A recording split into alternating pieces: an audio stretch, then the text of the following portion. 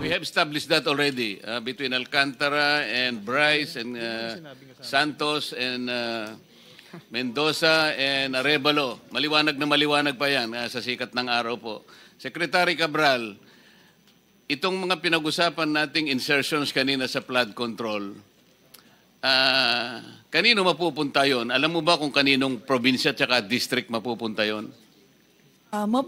Ma-determine po kung saan po mapupunta yung mga nasa GAA. You will be able to do that. You will be able to determine that. Kung saan pong engineering district. Yes, and you Yes will po. be able to submit to the committee Yes po. kung kanino napupunta yung mga insertions. Kanina Yes po, binanggit na namin doon sa questioning kay DBM Secretary, 69 billion 2022, 126 billion 2023, 178 billion 2024, 137 billion 2025. So yan po sana maibigay nyo sa amin. Aling district, anong probinsya ang kinapuntahan nun? Yun ang aming gustong mangyari. Si former Secretary Bonoan, palagi niyang sinasabi that there should be a proportionate allocation of projects in the NEP. Pwede kang mag-cite ng isang example lang na nangyari yung talagang proportionate allocation ng mga projects sa NEP. Can you cite an example? Ayun pong sa National Expenditure Program, meron pong pinagawa si Secretary Bonoan na parang allocable formula. Yun po, meron naman pong basis.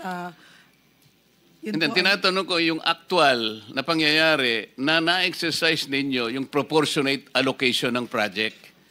Kasi tingnan mo, Bulacan First District Engineering Office, ang inallocate ninyo 6 billion 80 million pesos. Bulacan Second District Engineering Office, 3.1 billion pesos. Third Bulacan District Engineering Office, 1.3 billion. Sa ibang mga distrito ba, ganito ang naibibigay ninyo? Halimbawa sa Tarlac, First District ng Tarlac, kung ano yung First District Engineering, hindi ko alam yung termino nyo. Ganito ba yung allocation? Napapanatili yung proportionate? Your Honor, to be accurate about my answer, may I be allowed to check the records in the office? Because you will be given that opportunity. Yes, kasi nga, isasubmit mo sa amin. Yes po, Your. Pero sa ngayon, tinitingnan ko lang, kasi ito insertions na to eh. Because I will be asking you, Yes, Your Honor. kung alam mo na kung sino-sinong mga tao ang lumapit na sa'yo, kasi nung maging GAA na ito, natural lang, napupunta sa'yo yung mga proponents, kung sino-sino man yan, para masiguro nila na madadownload sa kanilang lugar itong amounts na na-insert. Tama ba? Pag dating sa GAA, dinadownload naman po talaga automatic. Hindi na po kailangang mag-request kung sino man. Basta automatic po na dinadownload sa implementing office, Your Honor.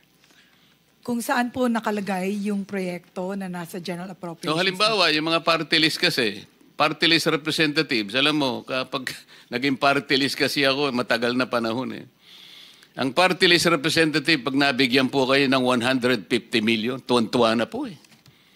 Kahit na yung constituency mo, nationwide. Nationwide ang constituency, pero nabigyan ka 150 million. Ayos na po yun, tuwan-tuwa na po eh. Pero kanina po, sa presentation ni Representative Toby Chanco, yung Ako Bicol, 2-point-something billion eh. BHW, 2-point-something billion. Party list po yun. Meron po ba kayong record kung ilan po ang allocation ng Sagip party list? Alam po niyo yung Sagip, matagal ko pong party list yan.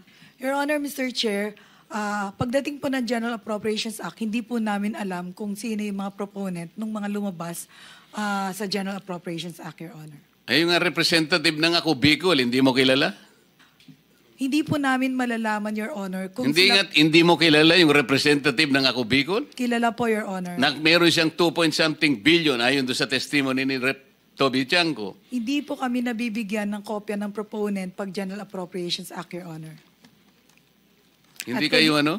Hindi po kami nabibigyan ng proponent kung ano po yung sino pong nag-propose niyan during the bicameral kung sino po yung proponent ng bawat proyekto.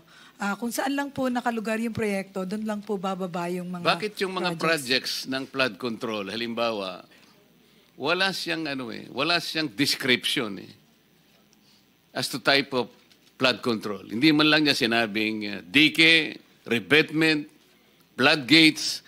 Nagiging masyado siyang generic Hindi man sinasabi kung anong river system ang involved. Walang length, walang station, walang specified na saan bang start, saan ang ending. Masyado siyang generic, masyado silang vague. Hindi ba yun ang dahilan kung bakit nagkakaroon ng napaplug kayo dahil dyan Kasi alam nyo, hindi pare-pareho po yung tinatawag na morphology ng mga rivers. Alam ko, dapat alam ninyo yun Ano po yung morphology? Yung width, yung depth, yung elevation, yung contour, yung discharge capacity, yung even carrying capacity ng isang river.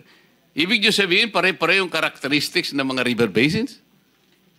Pero sa paglalagay po nyo, paglilista ninyo ng project, very generic Doon po lumilitaw itong pangungurakot na nangyayari dito Kasi, kayo naman ang naglilista Kanina po, binanggit namin, noong panahon ni DBM Secretary, nakiusap sa inyo You have to be very strict in adhering to the specified limits and ceilings na pinrovide. Bakit po ninyo pinapalitan, Madam Yusek? Your Honor, Mr. Chair, the Secretary, or former Secretary Bonon, has provided and has discussed this with the operations kung ano po yung mga threshold per PAPS po for program, activities, and projects. Di mas marunong pa kayo sa DBM Secretary. Kanina po, inadana po natin ito Fiscal year 2023, yung approved ceiling ng DBM, 75 billion. Ang ginawa po ninyo, pinalitan nyo ng 70 billion, tinanggalan nyo ng 5 billion. 2024, ang sabi ng DBM, ang ceiling, 96, ito po, flagship projects ito. Ito po yung foreign assisted projects. 97.7, 2024, ginawa nyo yung 70. Inalis nyo yung 27 billion. 2025, sabi ng DBM, ang ceiling, 66 billion, kaya nyo lang ginawang 70 dahil nag-complain nga ang Pangulo Siniro nyo kasi sa GAA ang lahat ng flagship projects ng Pangulo. Can you imagine that? Pati flagship projects ng Pangulo, siniro po ninyo, nasa record to Pero bumalik na naman kayo, 2026, sabi ng DBM, 167 ang ceiling, foreign assisted projects, ginawa nyo na namang 100, tinanggal nyo na naman ang 67 billion. Bakit ninyo ginagawa ito? I will reiterate, Your Honor, the threshold for PAPS or program activities and projects has always been discussed by Secretary Bonoan to the Undersecretary in charge and has considered the absorptive capacity. Hindi po ang department ang nag-zero dun sa foreign assisted po. It was the result of the General Appropriations Act. Yusek Kati, narinig mo ang sinabi ni Secretary Pangandaman kanina. Kapag ka pinalitan ninyo yung ceilings na ibinanggit nila o nilagay nila sa NEP, magkakaroon ng negative effect Nagge-generate meron siyang parang sinasabi na fees na babayaran. Bukod sa nai-slow down o kaya nag-i-incur ng cost overrun ng projects. Bukod pa dun sa nawawala yung tiwala sa atin ng ating mga bilateral and multilateral partners. Kanya-kanya sinulatan 2023 pa, sabi niya, please observe strict adherence to the ceilings na ginagawa namin. Pero kayo mismo, binabago ninyo Kasi nga, tingnan mo itong nangyari. Itong operations, ito po kasama ng PAP ito. Operations 2023. Itong ginawa mo ay inalisan mo ng 604 billion ang operation. Ito naman ang dinagdagan mo 630. Kaya ang nadagdag sa operations is 25 billion pesos. bakit mo siya dadagdagan pero babawasan mo yung FAP? Alam mo, ito yung pinaka-problema eh. Itong nakikita namin, itong pagdagdag mo ng operations by 25 billion, dito na pupunta doon sa sinasabi nating convergence eh. Ito yung conversion nyo. Meron kayong SSP, Special Support Program. Hindi ko maintindihan kung ano ibig sabihin ito. Meron kayong SIPAG. Ito yung Sustainable Infrastructure Project Alleviating Gaps, kung ano man ang gusto nyo sabihin. Hindi ko alam kung anong na-alleviate ninyo. Ang maraming na-alleviate dito, mga bulsa ng mga kung sino-sino na ngayon ay nagtatapat na sa atin. Meron pa kayong 002. Outcome of Operations 001. Ito yung mga roads and bridges. 002, ito po yung flood control na napakarami. Alam po nyo, sa listahan namin na 60 na potential ghost projects, kalahati nun 002. Flood control projects. Sa makatwid, merong direct correlation yung pagdadagdag mo sa operation at pagbawas do sa flagship projects. Malaking problema ito, Yusek. Kaya namin pinopoint out ito. You want to say something? Your Honor, maybe Secretary Bonoan can enlighten us on the threshold that he provides for example, for foreign assisted projects and other programs, activities, and projects of the department. Huwag ka mag-alala, ipatatawag namin siya. But kayo po yung unang ano rito, kasi kayo po yung USEC sa planning service. Kayo ang PPP at ngayon, pati po yung mga applications, pati lahat ng mga software nasa inyo na. Meron kayong IMS, meron kayong PCMA, meron kayong MYPS, nasa inyo pa yung RBIA, nasa inyo pa yung Highway Density Management 4. Madam Yusek, napakalaki ng responsibilidad mo kung pag-uusapan, paglilista, pagsasaayos, pagmamanage ng mga project. Kaya wag mong isisisi lahat kay Secretary Bonoan sapagkat ikaw ang nandito. At babalikan kita, itong ipinangako niyong PCMA hanggang ngayon ay hindi namin natatanggap, hindi nyo na-install. Huwag ninyong gagamitin katwiran na kailangan meron kaming direct server o kaya kailangan mag-subscribe kami sa satellite. Hindi ko maintindihan yon because ang inyong project engineers, meron silang username, meron silang password. Bakit sila nagagamit nila using the internet? Sila ba merong lahat ay Paano kayo magsasabi ng real time ngayon? Kayo pala hindi nakasubscribe sa satellite. Paano magkakaroon ng real time? Sabi ng inyong mga representatives, it is very costly. Kahit na very costly, kung yun ang kinakailangan para makita natin real time kung yung mga project na gagawa nyo, ba't hindi kayo gumastos? Gumagastos kayo sa ibang pamamaraan. Nasasalaula ang pera ng bayan, pero kayo ayaw nyong gumastos sa isang project na matutukoy natin real time. Hindi kami maniniwala na hindi nyo mai-install sa amin ngayon. Nangako ka eh. Sabi mo, dadalhin mo rito yung administrator ng PCMA. Wala na lang tayong time, Madam Secretary. Pati yung binigay mo na database sa Pangulo, yung MYPS, doon mo ibinase. May mali doon sapagkat hindi PCMA ang binigay mo. Ang binigay mo, MYPS. I will substantiate that. Because later, kung meron pang pagkakataon na magkaroon pa ng susunod na pagdinig, ipakikita ko sa iyo yung discrepancy ng mga coordinates. Kaya, iminali mo rin yung sumbong sa Pangulo. Marami yon. So, hanggang doon na muna sapagkat tayo po ay kailangang umalis dito ng Mr. Chair, I asked the permission of the Senate President. Okay, Senator Jingle. If we can just extend our hearing up to 2:45 and he readily obliged. Allowed us to... So, nakakuha na tayo ng approval, Senator? We can stay up to... 2:45. 2:45? Yes. Okay. Thank you for that information. So, you want to say something? Your Honor, the director of the IMS is here. Maybe he can explain because hindi ko masyado pong naintindihan yung mga technical terms nila. So, The director of... the IMS po is present. Maybe he can technically What is the explain. name of the director? Director Kawaling. Director Kawaling, kayo isa sa pumunta sa aking opisina noong September 4. Yes, Mr. Chair. At kayo ang nagsabi na hindi nyo kayang install despite the fact na nag-commit ang Undersecretary Cabral na mag-install po kayo dito sa computers ng Blue Ribbon Committee at yung isa po ay sa aking opisina para kapwa tayo magbantay. Yes, sir. Kasi gusto naming tingnan din, bantayan bawat projects. Kasi ako po yung natuwa dahil sinabi nila real time. Apo. Talagang real time. Ibig sabihin, pag pinindot mo pala, ilang projects ang dapat nating tina sa Bulacan, makikita natin. Real time, kitang-kita natin kung tapos o hindi. Apo. Only to realize and be sad by say, hindi pala pwede dahil kailangan namin ng direct server. Kailangan pa namin ng satellite. Tama ba yun? Mr. Chair, let me explain po, Mr. Chair. No? So, Mr. Chair, yung ating pong PCMA, Mr. Chair, it also utilizes other applications po ng department. Among others po, we have, sir, yung ating Active Directory and we also have, sir, yung database ng personnel.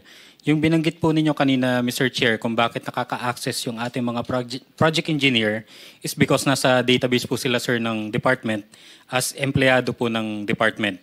So kapag login po nila sa PCMA, Mr. Chair, i-check po muna, sir, kung nasa directory po sila ng department and kung sila po ba yung project engineer as per dun po sa ating personnel database. So yun po, Mr. Chair, yung in-explain ko, Mr. Chair, when we went to your office to install, na hindi po siya outright, Mr. Chair, na mailalagay because of those dependencies.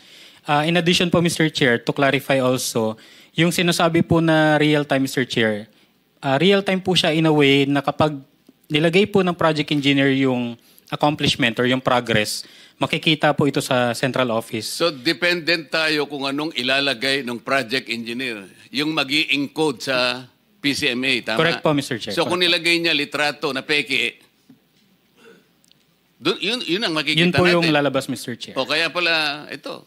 Apo. Nakakita na tayo ng 2 o 3 certified ghost projects at binigyan pa tayo nga sa opisina ni Yusek Bunuan at Yusek Kati.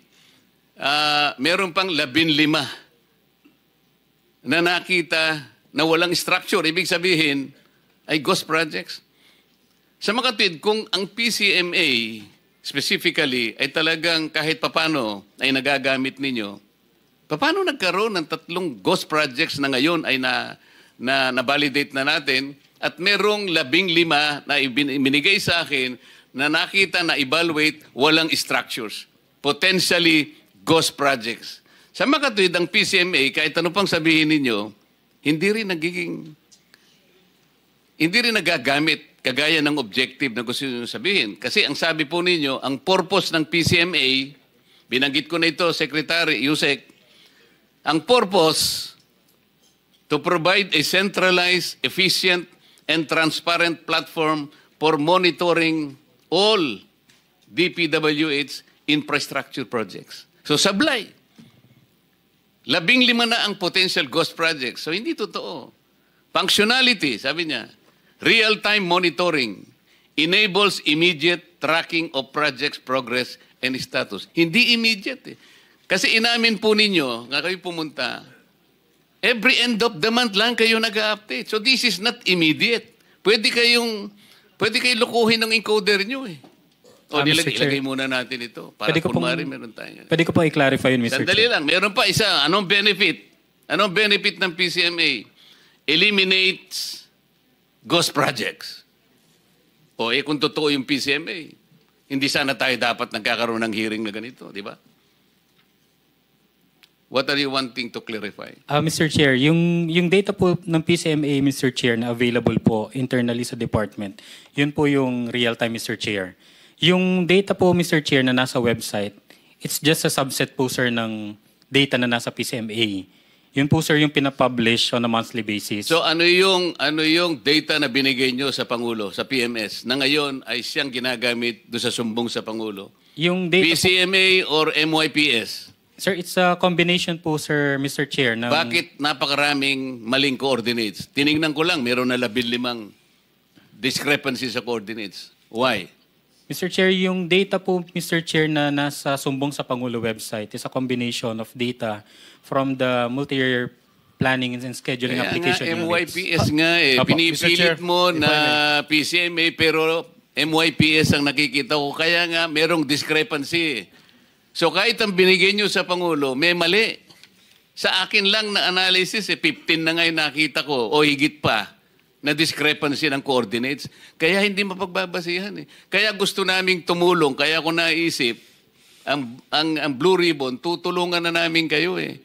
Pati kami mag-iimbestiga na rin. Pero kung hindi nyo rin kami mabibigyan, pare-pareho na tayong mabubulag dito na kayo ang dapat naming inaasahan, na kayong humimay sa mga project, eh wala pala itong puro lang sa papel ang inyong ang report nyo eh. Mr. Chair, if I may. Yes, How Senator. accurate is your data? Sir, yung accuracy po, sir, depende po, sir, sa users po, sir, ng PCMA po. Nagdidepende lang kayo doon? Kung ano po, sir, yung isubmit, sir, ng mga project Kasi, engineers po. katulad ng sinabi ni Senator Marcoleta, we have received a lot of reports that there were many errors in the coordinates that you submitted in the Office of the President. Ibig sabihin, are you trying to mislead the President? Yung mga pinuntahan niya, mga in-inspection niya, mga lugar sa Bulacan, hindi pala yun ang dapat niya puntahan? You are trying to mislead the President. Totoo yun. Totoo yun. Kamukha yung pinunta niya sa Kalumpit, nagsimula yun 2021. Oh. Yun ang sinasabi namin na even the Office of the President was misled by you. Hindi ko alam kung talagang gusto nyong gawin yun o sa pagmamadali ninyo. I don't know. Kaya dito lang natin inaayos lahat ito. Pati Pangulo ng Pilipinas, niloloko niya na. You are trying to mislead the President of the Philippines. Inuulit ko, yung mga pinuntahan niya, hindi niya dapat puntahan yun. Yung mga dapat niyang puntahan, dapat alam nyo. Kung ano yun, dapat, di ba may geotagging kayo? Oh. Why are you trying to mislead the President? Sir, can I clarify po, Mr. Chair? Yung nasa sumbong sa Pangulo website po, ang combination po yun, sir, ng data ng MIPS and PCMA. Yung accomplishment po, sir, na reported ng project engineers, yun po, sir, yung galing po ng PCMA. Yung planned location po, Mr. Chair, ng projects, yun po yung galing po sa... It doesn't matter now because I myself took the trouble of looking into it randomly. May 15 na akong nakita na mali ang coordinates eh. So, mamimislead ng Pangulo. Gusto niyang puntahan doon. Ang pinakita niyo, ganito. Alam mo, point something lang, mawawala na yung sa coordinate. Napaka-importante nun eh. Halimbawa, kung ikaw sumasakay ka ng helicopter, ako naman palagi sumasakay nung nangangampanya kami ni Senator Sherwin kasi wala akong helicopter. Kailangan ng coordinates. Kung hindi kami makakarating sa pupuntahan namin.